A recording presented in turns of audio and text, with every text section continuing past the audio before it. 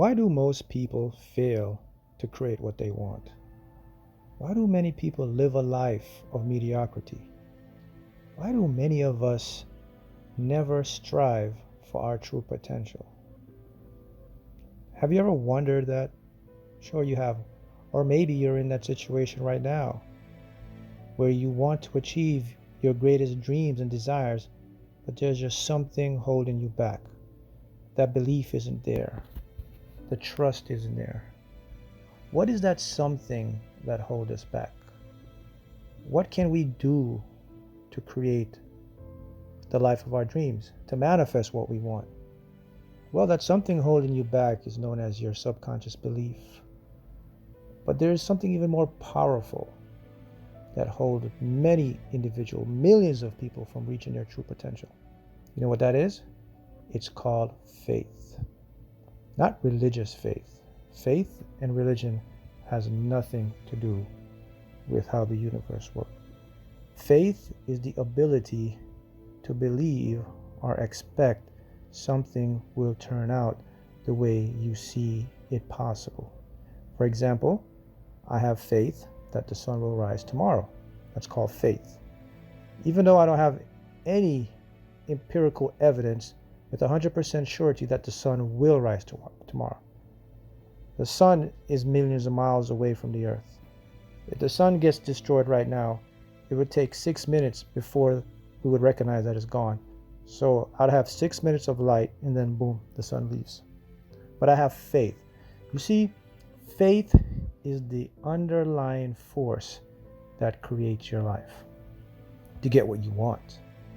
So to answer the question, why do many people fail to manifest their dreams, their life? Because they don't have faith in themselves. They don't believe they deserve it.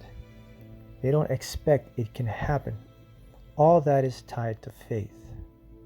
Something more important or something even more fascinating is tied to faith. Quantum physics, how the universe works, how our mind interprets reality. And I want to speak about one pertinent point in physics, and it's known as wave-light duality. I know that may not mean much to you when you're saying, what is wave-light duality? What does this have to do with faith? It has everything. So wave-light duality basically says that light can behave as a particle and a wave at the same time. But it's how we interpret it and what we expect, and our belief can actually activate or trigger it to become a physical thing. That's part of faith. You see, the science of faith is even tied to quantum mechanics. The science of faith is tied to the very building blocks of the universe. They obey it. When you expect positive things in your life, the universe creates positive things for you to expect. When you expect greatness in your life, the universe creates greatness in your life. That's part of faith. Faith is being able to see what you want, know it's going to happen, without physically knowing how it's going to come about or when it's going to come about. You just know it must manifest. And actually, it makes perfect sense if you look at how the universe is created.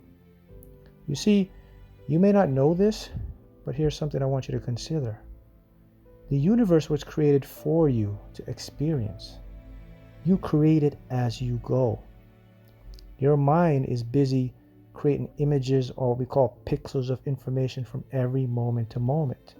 You're not aware of them because they flash so fast or so increasingly with speed that the brain processes them with immense quickness and precision. But that's how the universe is built. I want you to think back in your life. Think about the times when you expect bad things. What happens? You get the bad things. What about the times when you expect good things? What happen? You get the good things. That's part of that faith. That's part of the belief that you are entitled to receive it. So, how can you activate your faith to create? Because as you see, faith has nothing to do with religion. Religion took faith. Faith is universal. So how can you activate faith to create what you want? Well, the first secret lies in you, in your unconscious mind, in the person that resides within you, the subconscious. You have to first believe that you are entitled to this faith, that it is part of you, that you deserve what you want. You have to start there. Once you start there, you will begin to grow the faith. And growing the faith basically means you're bombarding your subconscious mind with the images, with the positiveness, with the expectation, with the good thoughts, with the things that you would like to see in your life, with keeping your mind only on what you want, with thinking of things that only make you feel good. All those, you are creating the faith. And once the faith grows, so does your world, so does your reality, so does everything around you. You affect the quantum world. Your faith creates a vibration. Those particles, they are embedded with faith. They respond to faith. That's how you create life. That's how you create your world. When you have faith, and then when you speak it out, or when you intentionalize it by continually putting your energy and focus on it, you collapse what we call the wave-particle duality.